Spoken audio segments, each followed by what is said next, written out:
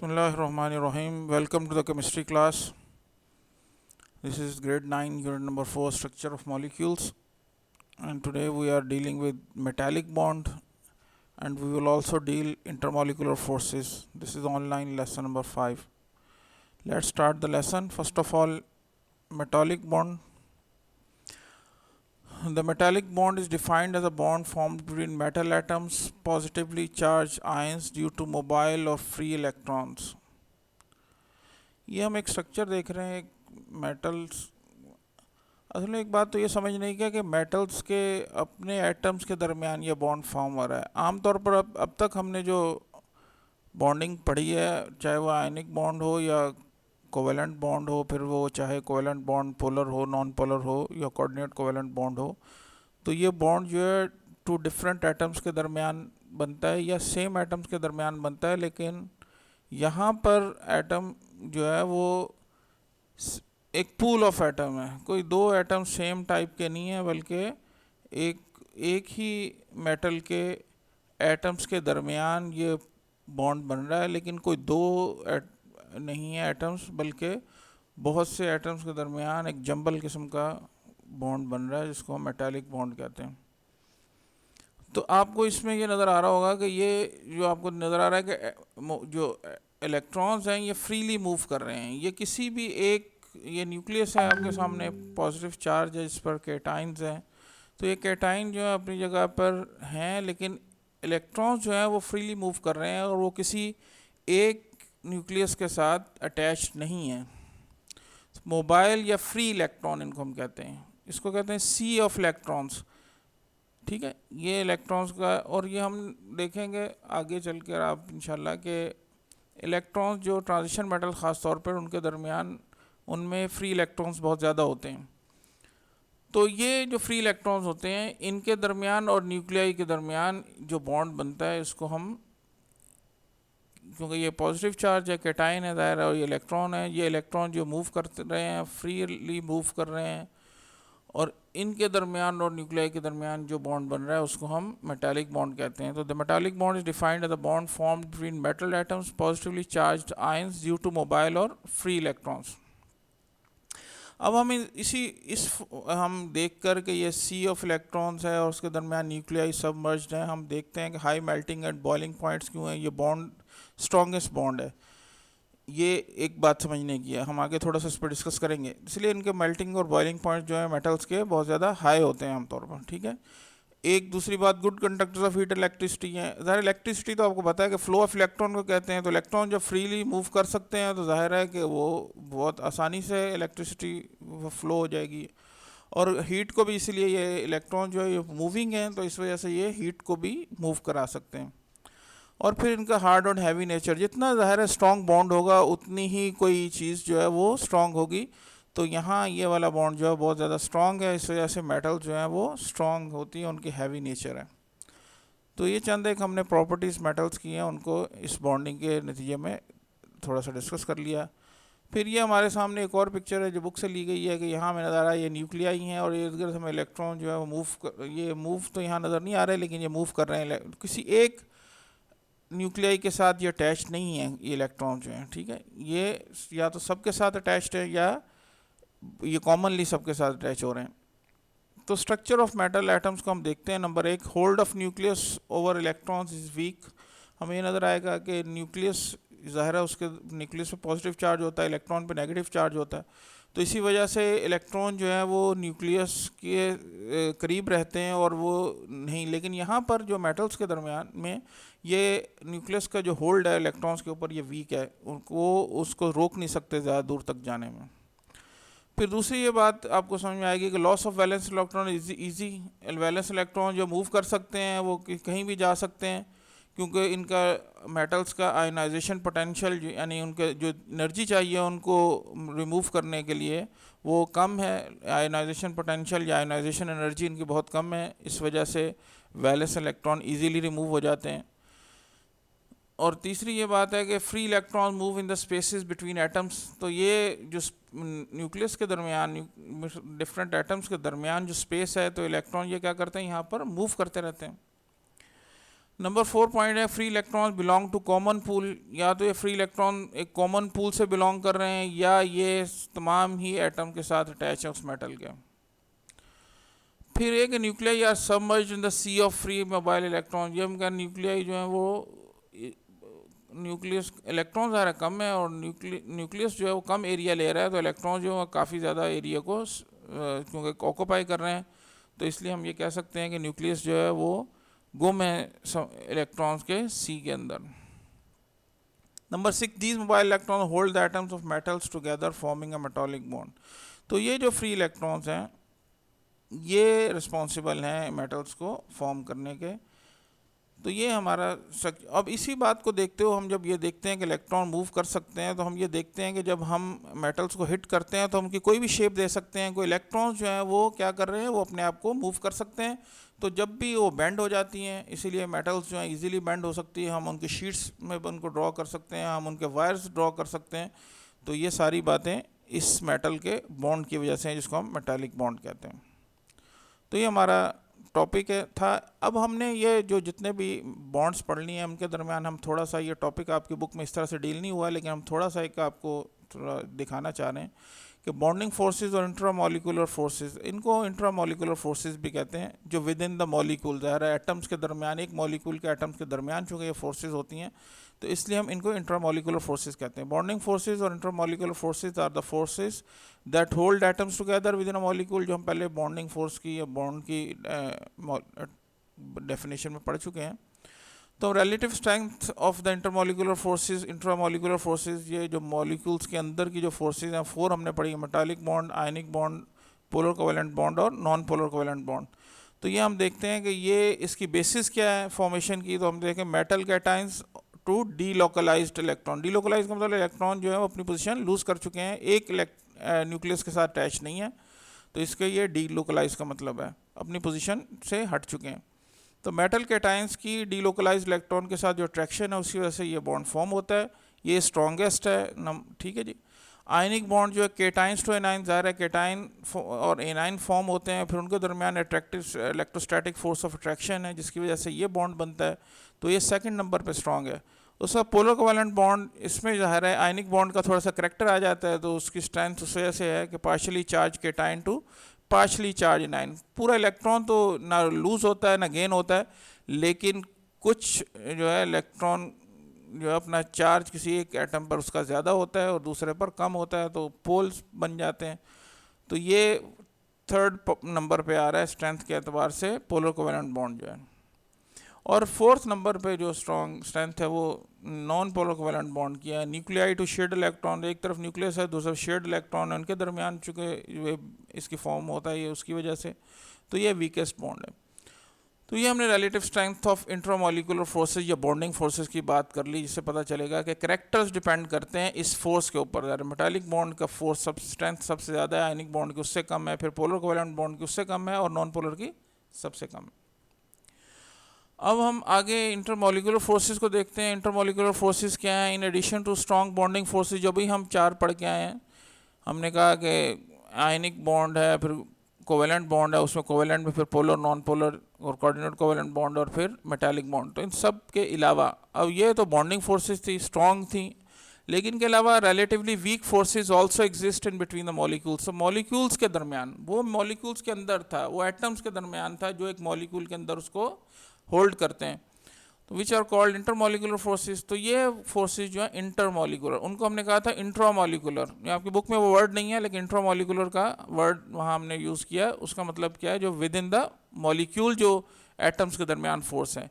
और ये इससे पता चल रहा है ये इंटरमोलिकुलर डिफरेंट मॉलिक्यूल्स के दरमियान ये फोर्सेस ऑफ अट्रैक्शन जो हैं ये इंटरमोलिकुलर फोर्सेस कहलाती हैं। All intermolecular forces which are collectively called van der Waals forces, ये van der Waals forces कहलाती हैं, are electrical in nature। ये भी इलेक्ट्रिकल है, चार्ज के डिफरेंस की वजह से ये क्रिएट होती हैं। अब the bonding intermolecular forces of hydrochloric acid are shown below. यहाँ थोड़ा सा समझ लेंगे, ये देखें ये हाइड्रोजन और क्लोरीन के दरमियान जो बॉन्ड बन रहा है ये कोवेलेंट बॉन्ड है, हमें पता है कि पोलर कोवेलेंट बॉन्ड है, तो ये केमिकल बॉन्ड है जिसको हमने इंट्रामोलिकुलर फोर्स का है। ये जो 2 एटम्स के दरमियान एक मॉलिक्यूल है हाइड्रोजन क्लोराइड का, इसके हाइड्रोजन और क्लोराइड क्लोरीन के दरमियान जो बॉन्ड बन रहा है ये हमारा केमिकल बॉन्ड या इंट्रामोलिकुलर फोर्स ऑफ अट्रैक्शन है। अब इस क्लोरीन के दरमियान और इस हाइड्रोजन के दरमियान सर ये डिफरेंट मॉलिक्यूल है और ये डिफरेंट मॉलिक्यूल है। अब इस मॉलिक्यूल के इस एंड के और इस मॉलिक्यूल के इस एंड के दरमियान ये जो रिलेटिवली वीक है, ये डॉटेड लाइन वीक फोर्स को जाहिर कर रही है। तो इनके दरमियान जो बॉन्ड ऑफ अट्रैक्शन, जो फोर्स ऑफ अट्रैक्शन है वो हमारे यहाँ हम इंटरमॉलिक्यूलर फोर्स कहते हैं। और ये हर दो मॉलिक्यूल्स के दरमियान उसके डिफरेंट पोल्स के दरमियान, जहाँ ज़ाहिर ये भी पार्शियल पॉजिटिव चार्ज है इस हाइड्रोजन पे, इस पर पार्शियल नेगेटिव चार्ज है और इस हाइड्रोजन पर पार्शियल पॉजिटिव है। तो इस हाइड्रोजन और क्लोराइड के दरमियान जो फोर्स ऑफ अट्रैक्शन है क्लोरीन के दरमियान ये इंटरमॉलिक्यूलर फोर्स है। तो इस तरह डिफरेंट ये आखिर पैटर्न चलता रहता है।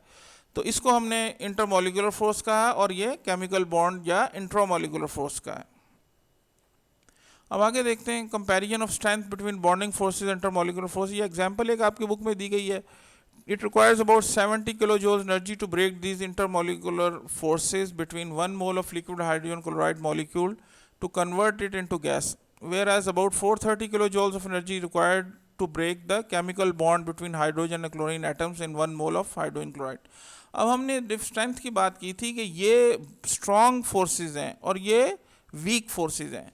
तो देखें स्ट्रेंथ जब वीक ज़्यादा होती है तो उसके लिए ज़्यादा एनर्जी चाहिए उसको ब्रेक करने के लिए, और अगर स्ट्रेंथ अट्रैक्शन की कम है, बॉन्डिंग फोर्स कम है या अट्रैक्टिव फोर्स कम है तो कम एनर्जी चाहिए होगी उसको हमें रिमूव करने के लिए, उसको ब्रेक करने के लिए।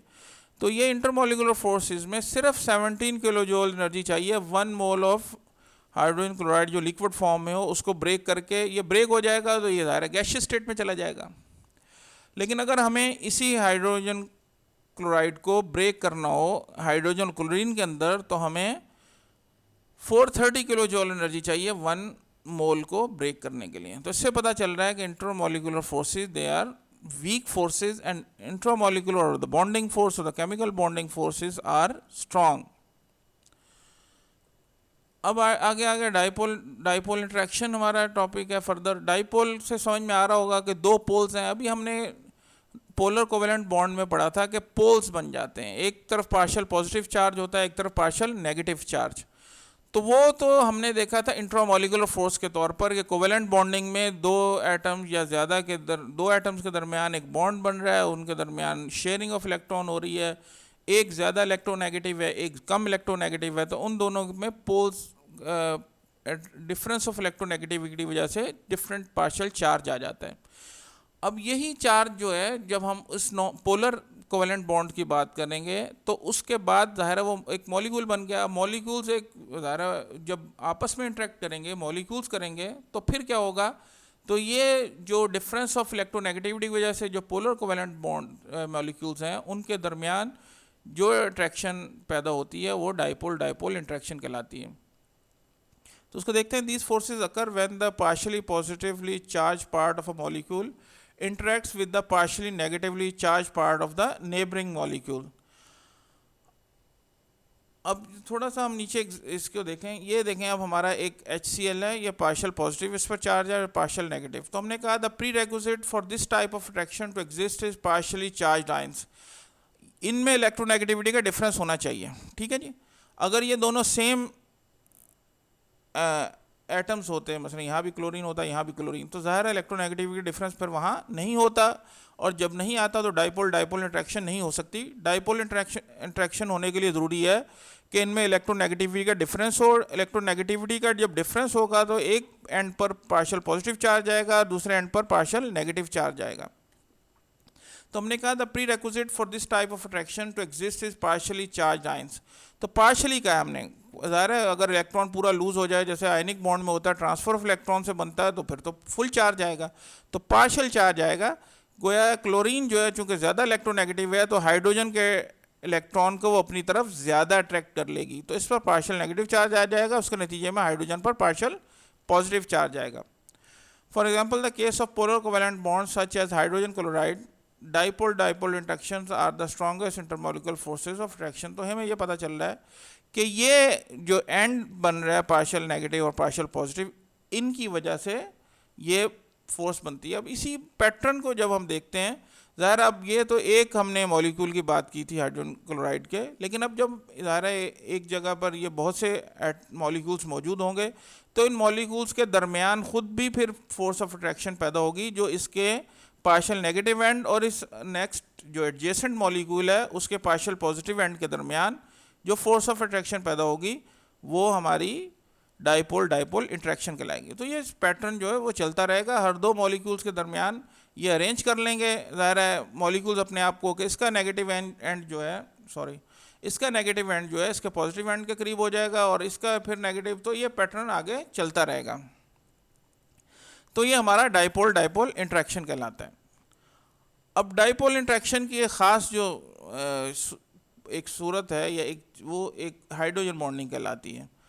देखें अब इससे हाइड्रोजन बॉन्डिंग से एक बात पता चल रही है कि उसमें डाइपोल के अंदर एक चीज़ क्या होगी, लाजमी जो पार्शियल पॉजिटिव साइड होगी आमतौर पर वो हाइड्रोजन होगी। तो हाइड्रोजन बॉन्डिंग का एक साइड जो है वो हाइड्रोजन होगी और सेकंड साइड की हम आगे बात कर लेंगे कि वो या तो ऑक्सीजन होगी जो ज़्यादा इलेक्ट्रोनेगेटिव है, या फ्लोरीन होगी, या नाइट्रोजन होगी। तो हाइड्रोजन बॉन्डिंग में एक साइड पे हाइड्रोजन होगा और ज़्यादा जो इलेक्ट्रोनेगेटिव हैं वो एटम्स ज़्यादा हो सकते हैं, ऑक्सीजन हो सकता है, फ्लोरीन और nitrogen. Partially positive charge hydrogen atom of one molecule attracts and forms a bond with a partially negatively charged atom of the other molecule. The bonding is called hydrogen bonding. ये हम देख रहे हैं hydrogen ये oxygen के साथ। अब oxygen ज़ाहिर है मोर इलेक्ट्रोनेगेटिव है तो पार्शियल नेगेटिव चार्ज आ रहा है, ये साइड पार्शियल पॉजिटिव है और ये साइड दूसरी हाइड्रोजन भी पार्शियल पॉजिटिव है। तो अब इस ऑक्सीजन के दरमियान और इस हाइड्रोजन के दरमियान ये जो बॉन्ड क्रिएट हो रहा है, ये जो अट्रैक्शन क्रिएट हो रही है वो कहलाती है हमारी हाइड्रोजन बॉन्डिंग। तो इसी तरह हर दो मॉलिक्यूल्स के दरमियान, बल्कि ऑक्सीजन में ये अट्रैक्शन ज़्यादा है हाइड्रोजन बॉन्डिंग, और एक से ज़्यादा साइड्स पर ये बॉन्डिंग क्रिएट होती है। लेकिन बहरहाल यहाँ के ऑक्सीजन और इस हाइड्रोजन के दरमियान जो है वो जो फोर्स ऑफ अट्रैक्शन है वो हाइड्रोजन बॉन्डिंग कहलाती है। तो हाइड्रोजन और ऑक्सीजन के दरमियान जो मोर इलेक्ट्रोनेगेटिव है उनके दरमियान जो बॉन्डिंग क्रिएट होती है वो हाइड्रोजन बॉन्डिंग कहलाती है।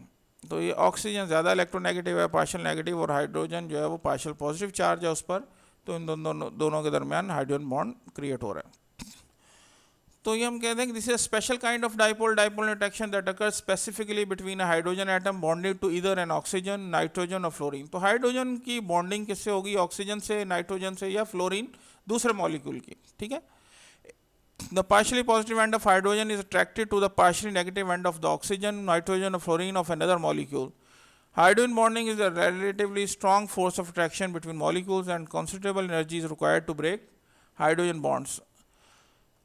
अब दो इफेक्ट्स आपके यहाँ पे हाइड्रोजन बॉन्डिंग के बताए गए आपकी बुक में। Hydrogen bonding effects the physical properties of molecule. एक फिजिकल प्रॉपर्टी ये कि बॉइलिंग पॉइंट्स में डिफरेंस होता है। Due to this boiling point of the compounds are affected greatly. For example, boiling point of water 100 degree centigrade is higher than that of alcohol 78 degree centigrade because of more and stronger hydrogen bonding in water.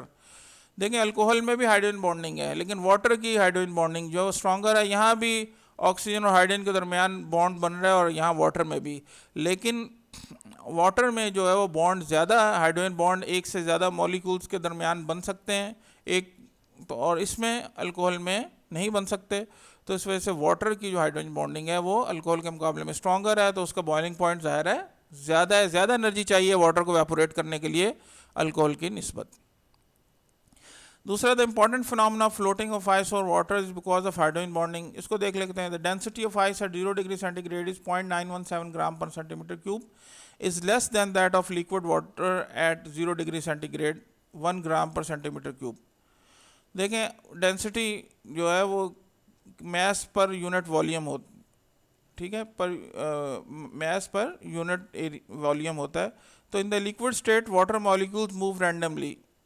अब वो move कर रहे हैं ज़ाहिर है, लेकिन however when water फ्रीजेज, लेकिन जब वाटर फ्रीज होता है तो molecules arrange themselves in an ordered form. तो मॉलिक्यूल्स एक दूसरे के साथ अरेंजमेंट कर लेते हैं, तो partial negative and partial positive and के साथ अटैच हो जाता है।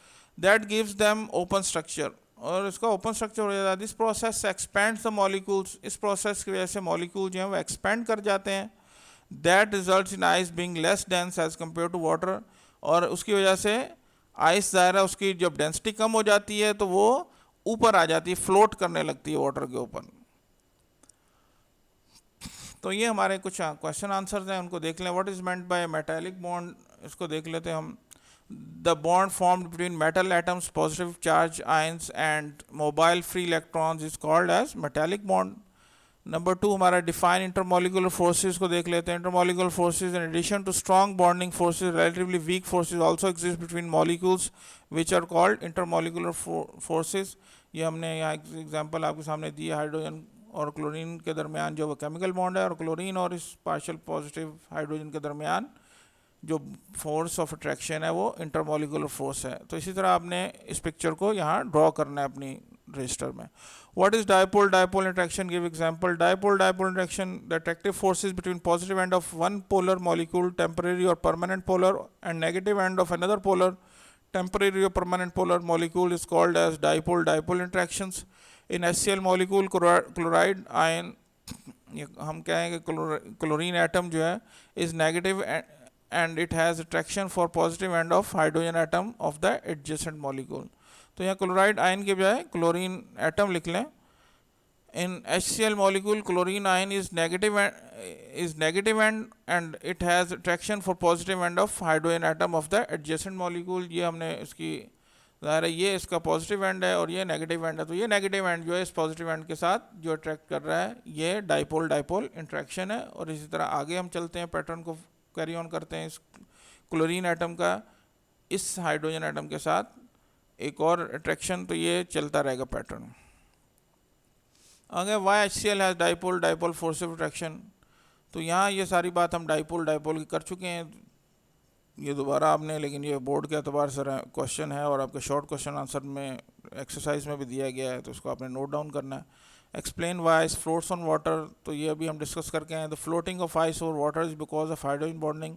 The density of ice at 0 degree centigrade is 0.917 gram per centimeter cube, is less than that of liquid water at 0 degree centigrade 1 gram per centimeter cube। तो जो lesser dense होगी वो float करेगी, so that's why ice floats over water।